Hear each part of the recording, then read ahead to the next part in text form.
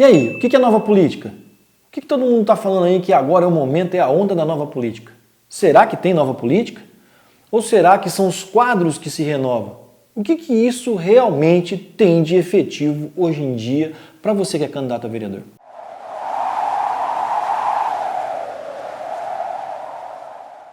Olá pessoal, tudo bem? E aí vereador, beleza? Para a gente começar essa conversa, eu preciso trazer o contexto histórico disso, para que você possa entender esse momento que o Brasil vive hoje com relação à nova política. Aonde começa isso? Começa em 1985, com a eleição de Tancredo Neves, presidente do país pelo voto indireto, eleito no colégio eleitoral no Congresso Nacional. Ele foi o cabeça de chapa e José Sarney foi o seu vice. E o presidente eleito passou por problemas de saúde, que isso veio acarretar o seu óbito. Com isso, o seu vice na chapa, José Sarney, assumiu a presidência do Brasil em 1985. E o que acontecia ali? A população brasileira, naquele momento, já configurava, esperava um herói, uma pessoa que ia mudar um contexto no que a população vivia até aquele momento. E esse era o presidente eleito, não o seu vice. Porém, devido a uma fatalidade, o seu vice assume. E o governo do seu vice, infelizmente, foi um governo que trouxe grandes problemas para o país na área econômica. Eu posso até me arriscar a dizer que foi o mais perto que nós chegamos da atual Venezuela. Nós tínhamos uma inflação muito grande.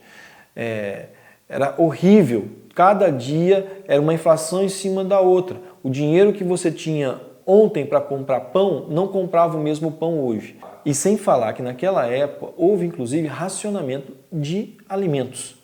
Eu lembro bem que quando eu ia com meu pai no açougue comprar carne, a fila era enorme e tinha também quantidade para que você pudesse comprar. E outras coisas também, em supermercados e etc.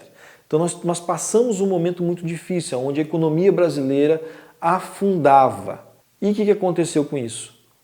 Logo após a eleição indireta, seria a primeira eleição direta, a primeira oportunidade da população votar diretamente para escolher o seu presidente. E com isso, começou-se o processo eleitoral, aonde se elegeu Fernando Collor de Mello, que era tido como um herói nacional.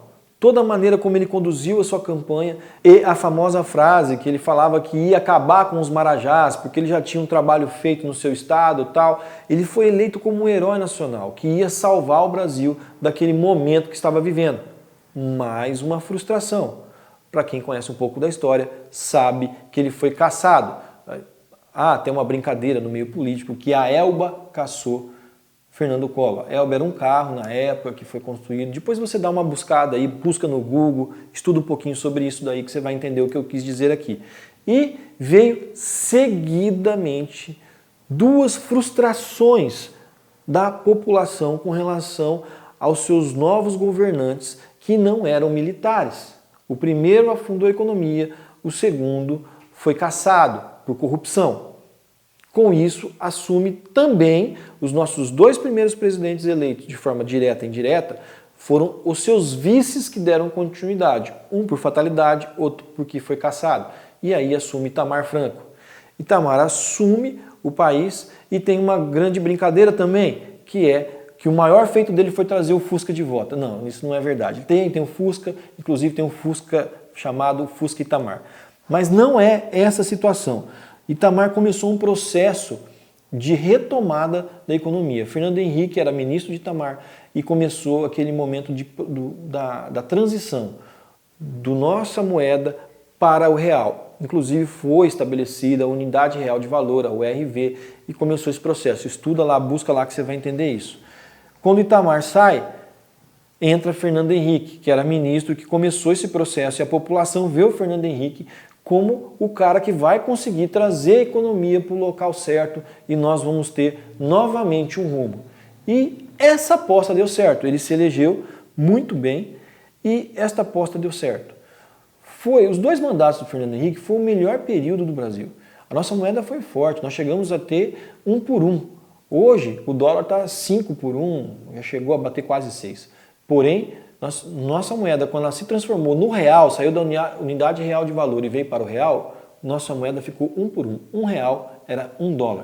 Foi o melhor momento econômico que o Brasil viveu e todas as nossas fronteiras se abriram nessa área econômica, inclusive com relação à tecnologia, que queira ou não queira, foi um passo que o Collor deu antes de ser cassado, porém é um assunto para um outro vídeo.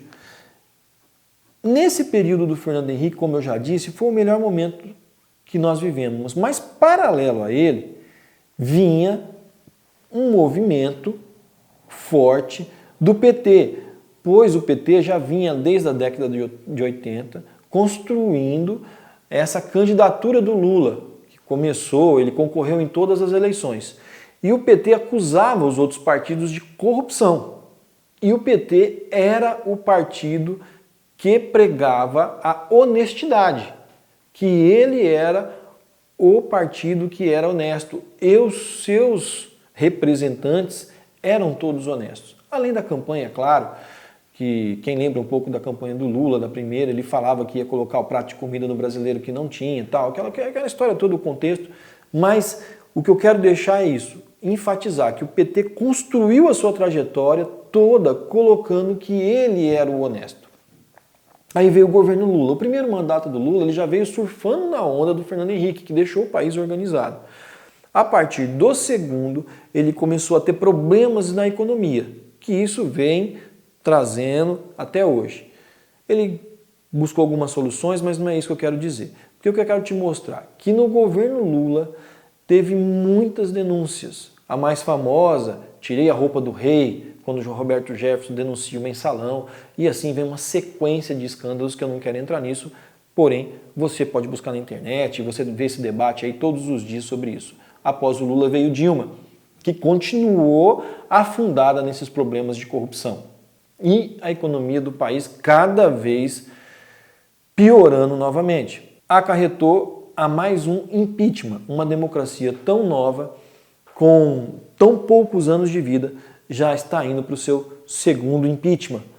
Com isso, entra Michel Temer, que não queria de maneira nenhuma, deixou claro que não ia buscar a reeleição, mas foi o cara que tentou as reformas tão necessárias para que a economia voltasse a retomar o crescimento. Esse foi o papel de Michel Temer. Paralelo a isso tudo, começou esse processo, do brasileiro começar a buscar uma opção.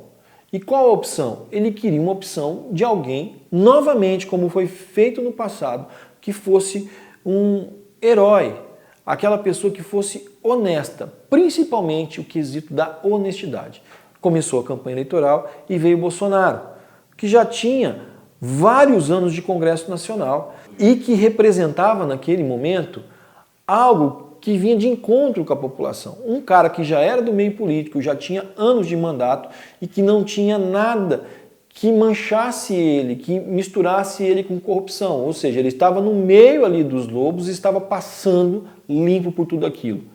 Porém, como todos nós sabemos, é uma figura icônica e que tem um palavreado que é somente dele, é aquilo ali, é ele, é o dia a dia dele e não adianta que aquilo não vai mudar. Porém, foi isso que o brasileiro escolheu. Escolheu um cara que tinha a esperança de trazer um governo correto, honesto. Até aqui vocês estão comigo? Esse é o contexto histórico. Nós tivemos vários presidentes, tá? E nesse período todo, o que a população sempre buscava era o quesito honestidade. Isso sim é uma onda que ainda continua. Ela não passou. Paralelo a isso, as pessoas estão falando que o Bolsonaro representa a nova política. Bom, questão de nova política, nós precisamos entender o que é política. Simples, é presidencialista, composto de 3 poderes: o judiciário, o legislativo e o executivo. Isso nas 3 esferas: municipais, estaduais e a federação, que é lá onde fica o nosso Congresso e o nosso presidente. Para você governar e ter uma vida política tranquila, você precisa governar com paz e harmonia entre os três poderes. Nenhum deles sobrevive sozinho sem o outro. Por isso, o presidente precisa do Congresso Nacional para governar. E também estar alinhado com o Judiciário, especificamente com o STF, para que as coisas andem no rumo certo e o Brasil cresça de forma pujante. Então, o que é a política? Você precisa ter apoio no Congresso. Se você não tiver apoio no Congresso, você não governa. Então, como você faz? O que as pessoas falam que a nova política não tem a ver com toma lá, dá cá. O que é o toma lá, dá cá? Eu te ajudo aqui e você passa meus projetos. Na verdade, cada presidente escolhe qual é a base que ele vai ter para governar. E o Bolsonaro não é diferente nesse ponto. Ele escolheu a base dele.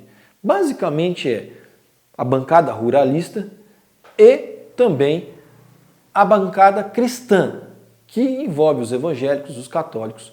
Essa é a bancada. Se o Bolsonaro não fosse traído pelos deputados do PSL, que chegaram lá pela onda Bolsonaro e tiveram a votação expressiva em vários estados, tanto para a Câmara Federal quanto para o Senado, o Bolsonaro teria uma base tranquila para votar. Só que essa traição do PSL trouxe instabilidade no governo. O que o Bolsonaro teve que fazer? Arrumar uma solução. Porque para você governar, você precisa de voto. Aonde ele foi atrás dos votos necessários. Fazendo de que forma? Se aproximando do famoso Centrão. Para consolidar o número de votos suficiente para que os projetos que ele tem para o país possam ser aprovados lá. Qual que é o grande problema hoje dele? É com o Judiciário. Ele precisa se alinhar com o Judiciário. É a forma. Muitos questionam essa aproximação do Bolsonaro com o Centrão. Bom, não estou aqui para dizer se isso é certo ou se é errado. Porém, sem voto você não governa. Isso em qualquer instância, seja ela no município. Prefeito não governa se não tiver apoio da maioria da Câmara de Vereadores. Governador não governa se não tiver a maioria dos votos na Assembleia Legislativa. Presidente não governa se não tiver a maioria dos votos no Congresso Nacional. Que isso tem a ver com as duas casas, Senado e Câmara Federal. Se você não entender isso, você pode confundir tudo isso com novo e velho. Não existe novo e velha política. A política é a mesma. O sistema é um. O que se diferencia? É a forma como você governa e a forma como você faz as suas alianças. Isso tem a ver com o seu caráter. Você tem que ser honesto. Essa onda não passou. A população busca ainda pessoas que ela possa confiar, que quando estiverem ali sentados, exercendo o seu cargo, em qualquer instância, ele vai ter dentro dele o princípio de que ele é um servidor público e que ele está ali para servir o povo e não para ser servido do povo.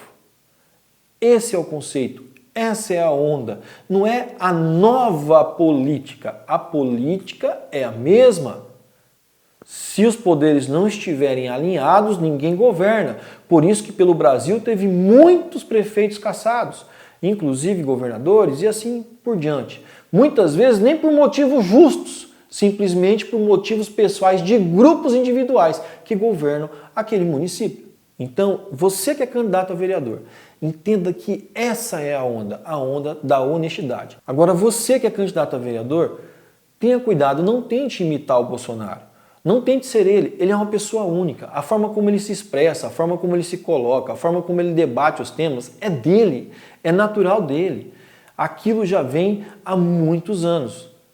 As pessoas não estão buscando a forma que o Bolsonaro fala. As pessoas querem a essência dele. Qual que é a essência dele? A honestidade. Essa é a diferença.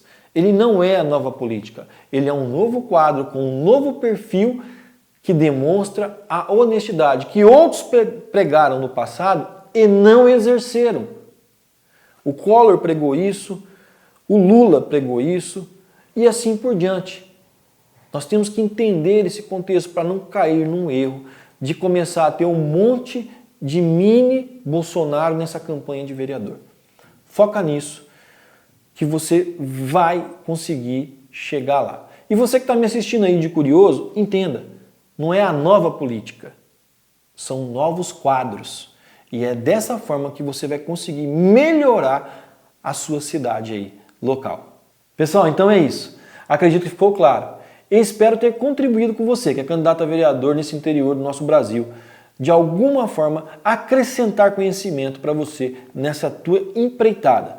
E também peço que você que tem alguma dúvida, sugestão de vídeo, alguma pergunta, deixe aqui nos comentários nas redes sociais, no YouTube, no Facebook, no Instagram, nos acompanhe aí. E vamos juntos até a vitória.